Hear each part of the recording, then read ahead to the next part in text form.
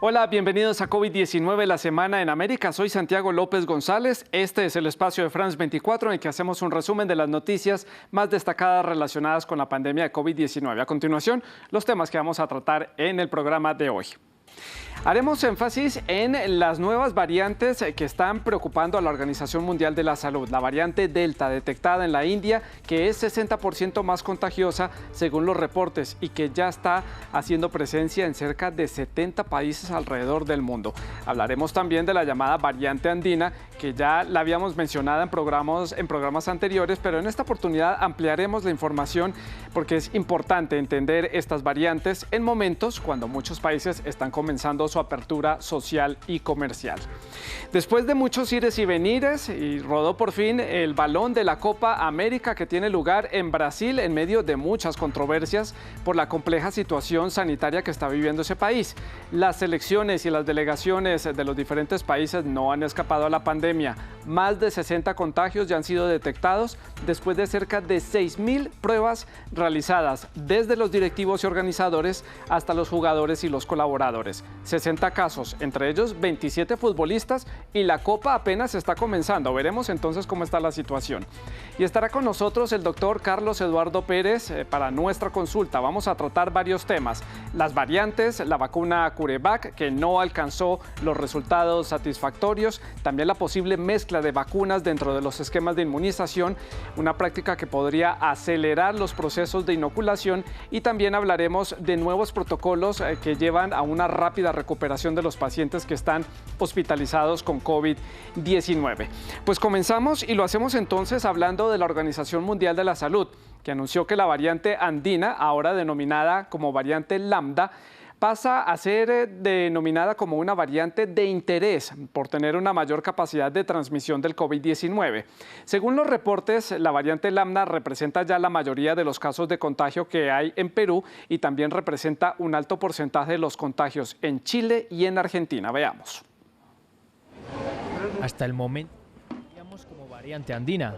Ahora la OMS la ha denominado como Lambda. No solo es un cambio de nombre. Lambda pasa ahora a considerarse como variante de interés, una denominación bajo la que se encuentran otras 6 variantes en todo el mundo. Primera y más leve de las 3 clases de variantes que clasifica la OMS, seguida de las variantes preocupantes. En última instancia, la denominación alta consecuencia, que por el momento no cuenta con ninguna variante registrada. Lambda no es una variante nueva, fue detectada por primera vez en Perú en agosto de 2020, pero tras un largo monitoreo, la OMS señala su mayor capacidad de transmisión comunitaria.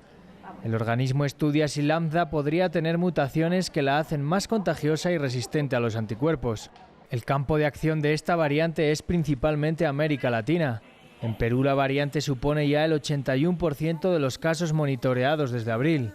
En Chile representa asimismo el 32% de los casos reportados en los últimos 60 días, similar a la incidencia de la variante brasileña en este país. Argentina, por su parte, informó de una incidencia del 37% entre el 2 de abril y el 19 de mayo. Ahora la OMS deberá estudiar si Lambda podría dar el paso a variante de preocupación. Hora de la consulta con el doctor Carlos Eduardo Pérez, infectólogo y asesor científico de France 24. Doctor, gracias por estar con nosotros nuevamente en el programa, como siempre un gusto.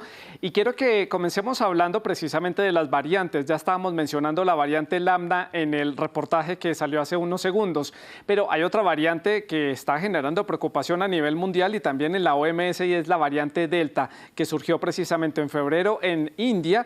¿Y qué características tiene y a qué nos estamos enfrentando con estas dos variantes? Es muy importante, Santiago, buenas noches, que las variantes significan pequeños cambios o grandes cambios que se hacen en las proteínas y hacen que el sistema inmunológico pueda o no reconocer este nuevo cuasi especie viral. Cuando se llama de interés es porque se monitoriza, y cuando es preocupante es porque evidentemente se ha encontrado una característica que hace que se alerte mundialmente y que se hagan ensayos para la vacunación o para los tratamientos. La variante Delta, antes llamada variante hindú, esta variante ya es preocupante porque su diseminación es muy efectiva y al aumentar el número de casos incrementa la mortalidad. La variante lambda es una variante de interés que se está monitorizando y muy probablemente si se documenta que la mortalidad se relaciona a estos contagios y que es la situación que vemos en América Latina, pasará de ser de interés a ser preocupante y se harán otros estudios para evaluar estas mutaciones, estos cambios en el virus.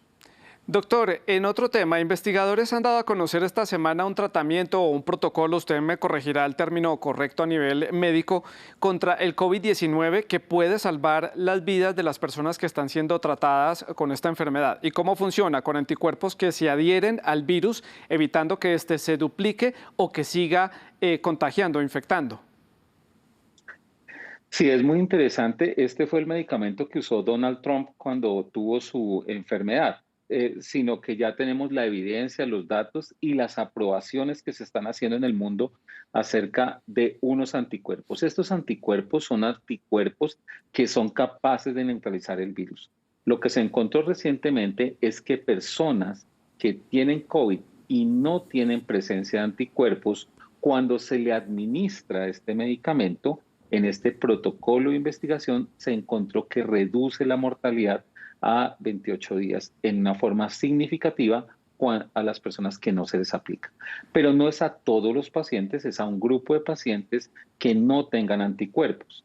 Este es un paso muy importante porque encontramos una herramienta efectiva para disminuir la mortalidad. La vacunación y un tratamiento efectivo será lo que finalice la pandemia. Ya estamos en proceso de vacunación y buscar un tratamiento efectivo también hace parte del control de la pandemia. Es una buena noticia, hecho por el laboratorio Regeneron y es comercializada en varias partes del mundo por Laboratorio Roche y esperamos tener disponibilidad en nuestra región para poderla ofrecer a los pacientes. Aún así sigue siendo un tratamiento muy costoso, vale entre $1.400 y $2.800 Total. tener acceso a este tratamiento para poder minimizar un poco lo que produce el COVID-19 en el organismo. Estábamos también, doctora, a la expectativa del desarrollo de nuevas vacunas que podrían llegar al mercado. Y había una en Alemania, la CureVac, que estaba generando mucha expectativa, estábamos ahí esperando alguna respuesta y tal parece que fracasó en una parte clave del proceso de desarrollo y solamente alcanza una eficacia del 47%. ¿Esto significa entonces que ya esta vacuna ya queda descartada, no sirve o puede ser utilizada, digamos, en algunos de los protocolos o tratamientos o para algunos casos particulares de COVID-19? Esta es una pregunta muy interesante y muy importante porque en América Latina se llevaban en varios países estudios clínicos con esta vacuna. Lo primero, esta vacuna demostró una eficacia inferior al 50%, del 47%, sobre todo en las variantes que hay de circulación. Distinto a las vacunas de mRNA que se han hecho en el año anterior, que tenía una circulación de virus distinto, esta fue retada con unos linajes distintos y su eficacia pues, no es la esperada. Muy probablemente esto es un análisis interino, todavía no son los análisis definitivos, en donde por ejemplo, cuando hay esta circulación de estas linajes, no se debería usar esta vacuna, pero está pendiente por desarrollar otros análisis para mirar qué eficacia tiene. Es muy importante saber que esta vacuna tiene que someterse a una entidad regulatoria con los estudios clínicos y son las entidades regulatorias las que van a decir si se sigue adelante con la aprobación o no. Los estudios clínicos no fueron satisfactorios y muy probablemente tendrán que reformular la vacuna, como ya lo están haciendo, para poder no ser inhibida por los linajes que están circulando en la actualidad. Doctor Pérez, nos consultaban algunos de nuestros televidentes a través de las redes sociales de France 24 sobre esos raros casos que se han presentado también en los últimos días de personas que se han contagiado de COVID-19, que ya tenían las 2 dosis de la vacuna y han fallecido y han tenido que padecer un COVID fuerte con hospitalización de varios días que finalmente pues terminó en la muerte de estos pacientes. ¿Qué dice la comunidad científica, qué dicen los médicos sobre estos casos que son poco comunes? Hago la aclaración. Santiago, este es un punto muy importante porque hemos hablado siempre que las vacunas son seguras, eficaces, pero nunca hemos dicho 100% efectivas. La racionalidad de que sean 90, 94, 95%, recordemos que es cuando hablamos de una eficacia de 95%, estamos diciendo que cuando una persona se vacuna, reduce en un 95% la probabilidad de tener complicaciones por el COVID. Hay un grupo de personas que han tenido la enfermedad, eso se ha documentado desde los estudios clínicos, y muy pocos casos han tenido algún grado de severidad. Es probablemente también los linajes, una explicación por qué estas vacunas que estaban diseñadas y retadas con unos linajes que no se conocían, sino que actualmente es lo que está circulando, pudieran haber fracasado o pudieran no ser efectivas para controlar. Pero las vacunas todas que tenemos disponibles, absolutamente todas las que tenemos disponibles, son activas y funcionan incluso para las variantes, pero no son 100% eficaces. Por eso, hasta que no estemos vacunados todos, tenemos que mantener las medidas de bioseguridad, pero en la medida que se vaya incrementando la vacunación, disminuimos los linajes y habrá mayor posibilidad de que personas que se infecten postvacunales pues sea mucho menor. Estos casos son excepcionales, esta no es la regla, es la excepción. Las vacunas son seguras, eficaces y por eso debemos mantener la seguridad de todas las vacunas y mantener la masificación de la vacuna en toda nuestra región. Y el llamado, la invitación es a que la gente aproveche los planes de vacunación y se inmunice y también que siga cuidándose a través del lavado de manos y el uso del tapabocas. Doctor, hemos visto la disparidad también a nivel mundial en cuanto a la recepción de lotes de vacunación. Muchos países están planteando entonces la posibilidad de mezclar las diferentes dosis provenientes de diferentes farmacéuticas para poder garantizar en las que necesitan las segundas dosis la inoculación que necesitan sus habitantes para poder completar el esquema. ¿Esto puede tener algún problema para el paciente? ¿Puede servir como una fórmula para acelerar la inoculación en algunos países que se han visto un poco rezagados para recibir los lotes de vacunación porque han sido acaparados por las grandes economías? Sí, esta es una pregunta que ha surgido desde el inicio. ¿Se pueden mezclar las vacunas? Lo más probable es que la respuesta sea sí.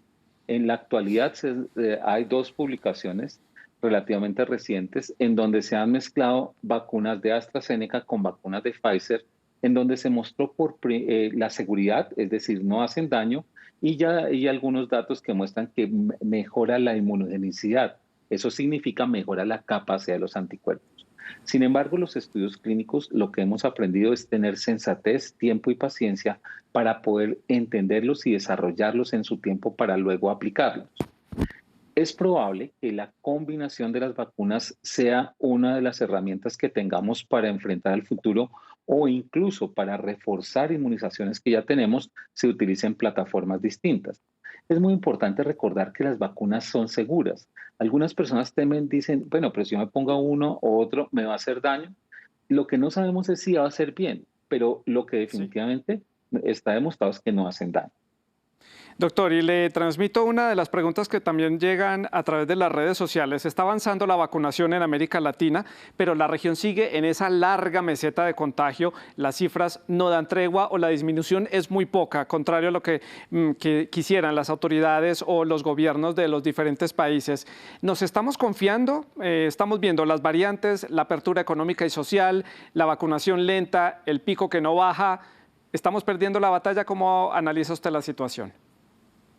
Nosotros en la región de América Latina somos en este momento casi que estamos en toda la explosión de lo que ya no es un pico sino una meseta y es realmente en algunos países un desastre lo que se está viendo en cuanto a la atención de los pacientes. Distinto a lo que ha pasado en Europa o en Estados Unidos, donde también han sufrido inclementes olas y que han llevado a muchos fallecidos, en este momento estamos ante el contexto de una enfermedad prevenible. Prevenible por una vacuna y prevenible por las medidas de bioseguridad. En la región ha pasado que hay una desigualdad social que es patente. Lo segundo es que los procesos de vacunaciones fueron tardíos y se están implementando lentamente. Y esta circulación de la variante lambda, de la variante de Manaus, de la variante beta y este tipo de variantes también impactaron porque incrementaron el número de casos. Sí. Y además un sistema frágil de salud. Son muchos factores, pero definitivamente no vamos a perder la batalla, vamos a salir adelante, vamos a tener inmunidad, muy probablemente al número de infectados y no al número de vacunados, pero estamos pasando por la peor crisis de la pandemia y eso es una realidad que todos vemos y todos estamos sufriendo en la actualidad. Doctor Pérez, pues como siempre un gusto conversar con usted, nos aclara todas las dudas y también nos pone en actualización con varios temas y nos explica en detalle qué es lo que está sucediendo referente a las vacunas y a los procesos de vacunación. Muchas gracias por estar con nosotros. Bueno, y ahora veamos algunas cifras. Así cierra la semana la vacunación en América Latina. Veamos algunos países de la región. Veamos entonces el número de personas que han recibido al menos una de las dosis de alguna de las vacunas que está disponible en el mercado. En esta oportunidad vamos entonces a Centroamérica y comenzamos de norte a sur con Guatemala, que cierra la semana con 604.173 personas con al menos una dosis. El Salvador ya alcanzó 1.041.000 personas, Honduras 430.859 personas. Nicaragua no tiene cifras actualizadas desde el 21 de mayo, por eso no podemos darles un número específico. Costa Rica está igual que El Salvador, 1.41 millones de personas, y cerramos con Panamá, que llega ya a 891.151 personas. Solamente, les dejo este dato, el 21.1% de la población mundial ha recibido al menos una de las dosis de estas vacunas. Cambiamos de tema. Esta semana superó lamentablemente la cifra de 600.000 muertos. Estamos hablando de Estados Unidos, así lo reporta el conteo que tiene la Universidad Johns Hopkins. Por este motivo, los integrantes del Congreso en la ciudad de Washington rindieron un homenaje, por supuesto, a los fallecidos. Esto mientras unos estados como California comienzan la apertura de la vida social y comercial, y también Nueva York celebró el regreso de la normalidad. Veamos. Un homenaje a las casi 600.000 víctimas mortales que deja el COVID-19 en Estados Unidos desde el inicio de la pandemia. Un grupo de líderes del Congreso estadounidense se reunió a las afueras del Capitolio para recordarlos y honrarlos con un minuto de silencio. La cifra total de muertos por el virus en el país es igual a la cantidad de estadounidenses que murieron de cáncer en 2019 y mucho mayor al número de habitantes de ciudades como Miami o Atlanta. Durante su visita a Europa, el presidente Joe Biden reconoció este hito sombrío y siguió instando a los estadounidenses a vacunarse contra el COVID-19, a pesar de que el número de muertes diarias ha disminuido drásticamente y en medio del escepticismo de un gran número de ciudadanos.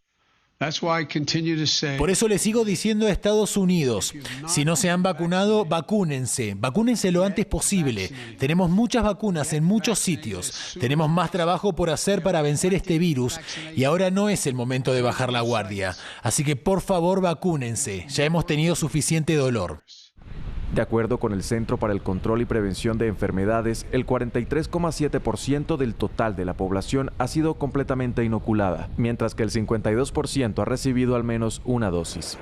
La alta reserva de vacunas en Estados Unidos ha llevado a ciudadanos de países de América Latina a visitar el país para aplicársela. La mayoría de las restricciones se han levantado en toda la Unión Americana, entre ellas el uso obligatorio de mascarillas, y se espera que Estados Unidos vuelva a la normalidad para el 4 de julio, el día de su independencia, una fecha para la cual el país comenzará a independizarse del virus, según lo prometido por el mismo Biden. Y brevemente, otras noticias positivas destacadas también esta semana. Y comenzamos en Cuba. Este país comenzó con ensayos de vacunas en menores de edad.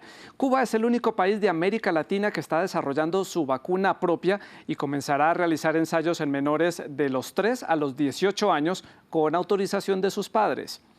En Perú, el ministro de Salud, Óscar Ugarte, informó que la segunda ola de contagio de la pandemia está en descenso. Cerca de 2 millones de personas han recibido ya las 2 dosis de vacunas contra el COVID-19. Y México destinó 1.35 millones de dosis de la vacuna de Johnson & Johnson donadas por Estados Unidos para acelerar la vacunación en el estado de Baja California. Todo esto con miras a reabrir la frontera común, que está cerrada a viajes no esenciales desde hace 15 meses. Baja California es el primer estado de México con vacunación universal habilitada para cualquier persona que sea mayor de 18 años.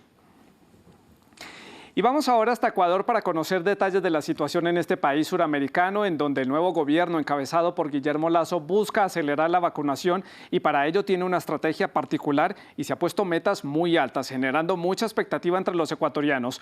Gustavo Ortega desde Quito nos va a contar de qué se trata. Gustavo, como siempre, un gusto saludarlo. Gracias por acompañarnos y comencemos primero dando una mirada a la situación del país en general. ¿Cómo están avanzando allí los contagios, la cifra de fallecidos y la ocupación de los hospitales?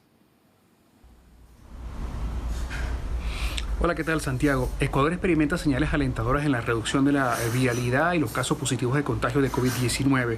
Así lo aseguró la nueva ministra de Salud durante una rueda de prensa recientemente.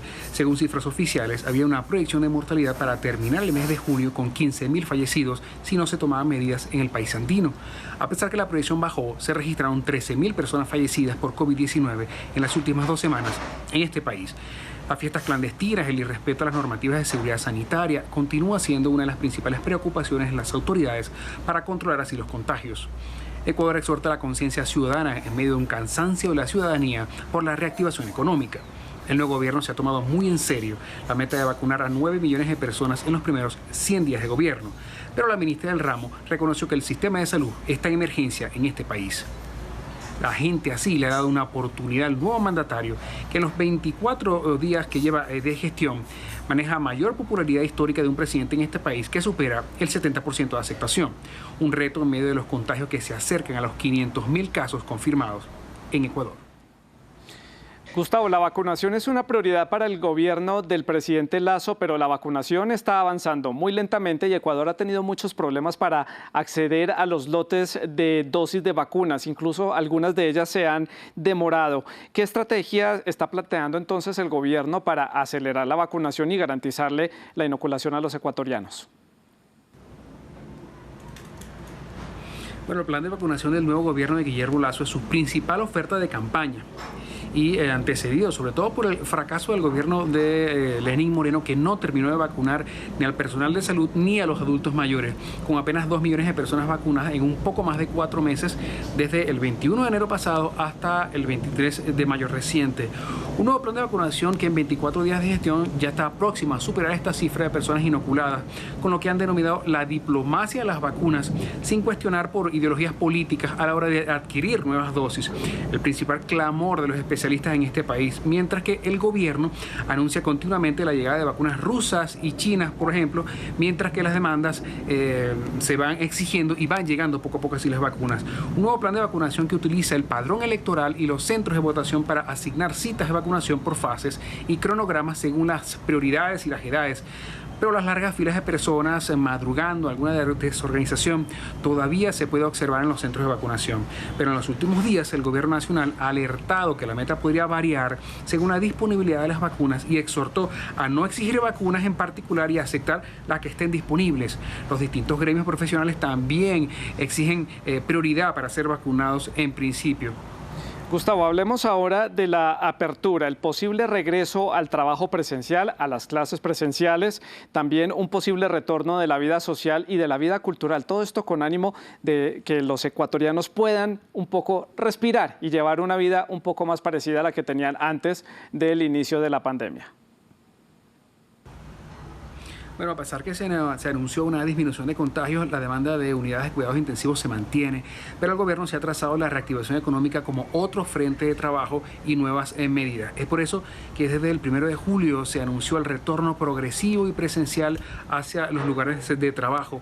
También se autorizó el retorno de las plenarias de la Asamblea Nacional de manera presencial con la asistencia así de los parlamentarios. También existe un plan de retorno progresivo de las clases presenciales en 1.300 escuelas, un poco más de 30 universidades. Otro plan es la reactivación económica de la cultura, que ha tenido pérdidas superiores a los $200 millones durante la paralización por la pandemia. Es por eso que el Ministerio de Salud y el Ministerio de Cultura adelantan lo que han llamado las mingas por la cultura, donde artistas, músicos, bailarines, entre otros, realizan presentaciones culturales en los centros de vacunación para crear momentos de esparcimiento y generar la activación laboral de los gestores culturales, en medio de las largas esperas que deben sobrellevar las personas. Cambiando el tema y finalmente, el presidente Guillermo Lasso se someterá a una intervención quirúrgica en la médula espinal en los Estados Unidos y se ausentará del país desde el 20 hasta el 30 de junio para someterse a una intervención considerada de mediana complejidad. Gustavo, pues completo reporte desde Quito sobre el panorama de la pandemia en Ecuador. Muchas gracias por habernos acompañado en el programa. Vamos a ver ahora más cifras con respecto al acumulado de casos confirmados de COVID-19 según el conteo de la Universidad Johns Hopkins. Vamos a comenzar este recorrido en América del Sur, en Argentina, en donde ya hay más de 4.222.000 personas contagiadas con COVID-19, las víctimas mortales ya superan las 87.000. En Chile, allí hay más de 1.505.000 casos confirmados y los fallecidos superan los 31.200. Bolivia superó los 417.000 casos y allí han perdido la vida más de 15.900 personas. Y el vecino Paraguay, allí los casos superan ya los 401.000 y las víctimas superan los 11.200. Vamos a cerrar entonces en Uruguay, en donde hay más de 348.000 casos y las víctimas ya superan los 5.100. Y finalmente Brasil fue elegida como la sede alterna de la Copa América, que estaba prevista para ser realizada en conjunto entre Colombia y Argentina, que hacen frente a un pico de contagio de COVID-19 que no da tregua. Bueno, Brasil tampoco está escapando a la difícil situación sanitaria, siendo el tercer país con más casos en el mundo, con más de 17 millones de personas contagiadas. La pandemia ya comenzó también a provocar algunos estragos en este evento deportivo. Más de 60 casos han sido reportados desde los directivos hasta los ayudantes y la Copa apenas está comenzando. Vamos entonces a la redacción de France 24. Allá está Federico Cuellar Barberena, periodista de deportes de nuestra cadena, quien debuta hoy en el programa COVID-19 de la Semana en América. Federico, gracias por acompañarnos hoy en el programa. ¿Y qué dicen las autoridades de la Conmebol sobre el avance de la pandemia al interior de la Copa América? ¿Qué dicen? Sí, pese a la difícil situación sanitaria en Brasil, la Copa América sigue su curso en estadios vacíos y con el respaldo del gobierno de Jair Bolsonaro, que ha recibido críticas por acoger la organización de este torneo.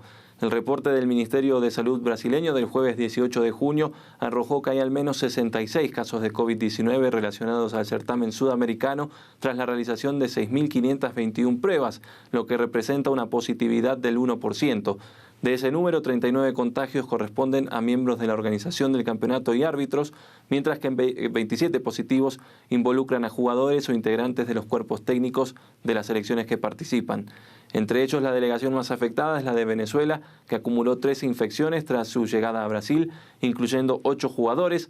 Esto provocó que afrontara sus primeros 2 encuentros sin varios de sus titulares y que un grupo adicional de 15 jugadores viajara para reforzar al plantel vinotinto. La medida fue posible por una modificación de último momento al reglamento de la Copa dispuesto por Conmebol, que permitió la sustitución ilimitada de jugadores por casos de coronavirus. Bolivia es otro equipo afectado, tuvo 4 deportistas contagiados antes de iniciar el torneo y en las últimas horas sumó 2 más con Oscar Rivera y Jaume Cuellar.